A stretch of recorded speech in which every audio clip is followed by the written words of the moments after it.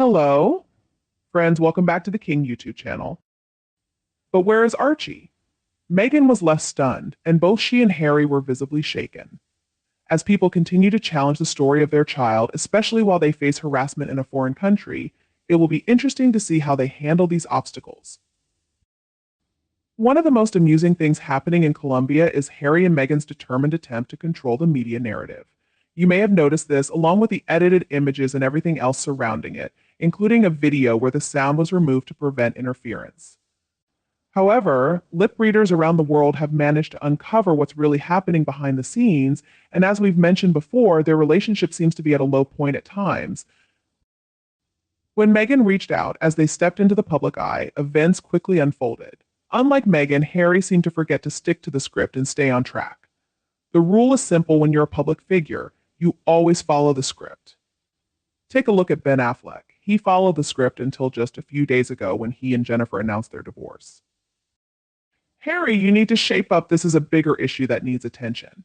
Specifically, there was a more significant problem during the event in Colombia. You might recall the one with all the children brought in. It's been rumored that Harry agreed to become a key figure in Colombian football. This was the response they received, but things quickly went downhill from there.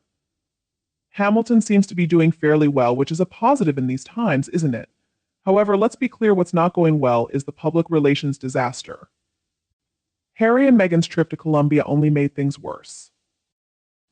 In my opinion, the situation has nothing to do with the loss of a key staff member, even though some might say it's unfortunate. Things always get interesting and complicated at this stage. As you can see, it's becoming both exciting and complex. Do you remember when all those school children were brought in by wheelchair and other similar things? Specifically, there was one child who suddenly decided to do a fake curtsy. Everyone online has pointed this out, and I'll say it again, someone told the kid to do it. They knew it was a moment for publicity. Isn't it interesting that Meghan might be pleased that someone finally curtsied to her, even though she didn't show the same respect as senior members of the British royal family, her own relatives? In Meghan's world, there always seems to be two sets of rules. This is where things get even more complicated. As I mentioned earlier, Franny Marquez genuinely believed Harry and Meghan would bring at least one of their children with them, especially hoping it would be Prince Archie. She knew this school visit was planned with children present, making it a perfect opportunity for Meghan. Harry and Meghan were informed of this and acknowledged it, saying, "This is a wonderful opportunity, a first if you will a fake royal visit along with a pretend royal tour that Prince Archie will join." From the start, I knew Meghan and Harry would never bring their children along. They wouldn't even let them play outside, let alone in a distant country. Who knows if they even exist? Do you agree with me? If so, comment 1. If not, comment 2, and feel free to share your thoughts, as we now know they didn't show up and they didn't bring him with them. It seems that Franny Marquez wasn't given any real explanation about what happened or why. Then this unexpected situation occurred, leading them to reportedly erase the audio as they've done before. You have to understand that many of the children kept asking, "Where is Archie? Is Prince Archie still around?" This became quite embarrassing as the trip continued. Someone from their government or party had clearly announced that Archie would be there. The kids were most disappointed by two things. First, they expected to meet a famous soccer player, and second, they were suddenly told they wouldn't meet someone their age. As usual, Meghan dangled the children as a possibility, but they were never brought along. Meghan puts her children in front of the camera just to make money, especially from Netflix, and then quickly hides them away. This could have been a significant PR moment, with only a brief mention of her daughter.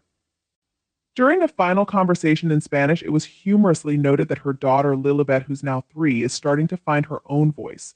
But really, what more could a child that age have to say besides bringing a meal quickly? In the chaotic world of the Sussexes, everything is spun positively, more so now than ever. I'm certain Meghan won't divorce Harry until after he turns 40 and receives his inheritance. I just hope there's a solid prenup in place. That inheritance, though only around $8 million, would disappear quickly. Honestly, I don't think Harry will receive his inheritance right now. Princess Anne is in charge of the money, and she could delay it until he's 45 if she feels he's not ready at 40. The whole marriage agreement thing is bizarre beyond what's normal, even for the public. For royalty, it's downright insane. Both Harry and Meghan have serious issues fooling the public and behaving erratically. Besides, they'll never let anyone see the kids because they aren't real. There are no children. I'm tired of them using these supposed children against King Charles. Meghan lies constantly, and it's disgusting. Remember when she and Harry attended a mental health event with Prince William and Princess Catherine? Meghan said that women don't need to find their voice, they already have one. Meghan once said women don't need to find their voice, they just need to use it. So how did little Lilibet find hers at 3 years old? What is Meghan even talking about? It's always a bunch of meaningless words. Those poor Colombian kids were just used for photo ops and Meghan's self-promotion.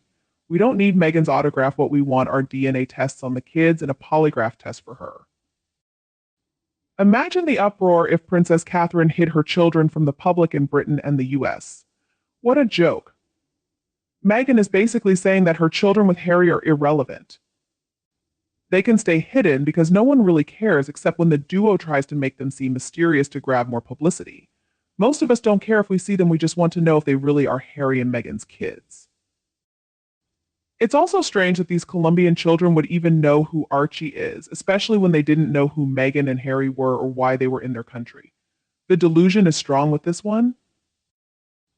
They hide their children from the public but have no problem using other children, whether dead or alive, for their own publicity. Hypocrisy at its finest. Meghan isn't a hands-on mother like the Princess of Wales. She's rarely with her children and avoids showing them, possibly because she's embarrassed or can't handle it. Maybe she's even jealous of them. It's a relief they don't seem to exist as their children. Hopefully, if they do, they're being raised by responsible adults. Charles should demand DNA tests. If they do exist, I hope they're raised by someone more stable than Doria. It would be good if Archie goes to school this year. Someone rational needs to keep an eye on him if he even exists. It's odd how they handle their children. Most parents are seen out and about with their kids at least occasionally. Even Jennifer Lopez, despite being a known narcissist and not always a hands-on mom, has been seen with her children in public. It's strange that Meghan, who is also seen as a narcissist, doesn't show her kids. If she did have children, I'd expect her to sell their pictures to the highest bidder before people lose interest in her. It's puzzling why the royal family would go along with this if it's true. Meghan must have been frustrated when kids asked, "Where's Archie? Where's her dad?" Imagine if a man said that girls should be raised to listen and boys to be heard, there would be a huge outcry. There's a lot of talk about misogyny, but less about misandry, which is just as bad. What do you think about these issues? I've shared my thoughts and opinions, and now I'd love to hear yours. Please comment below, and don't forget to like, share, and subscribe to the King YouTube channel. Thank you for your support, and see you next time.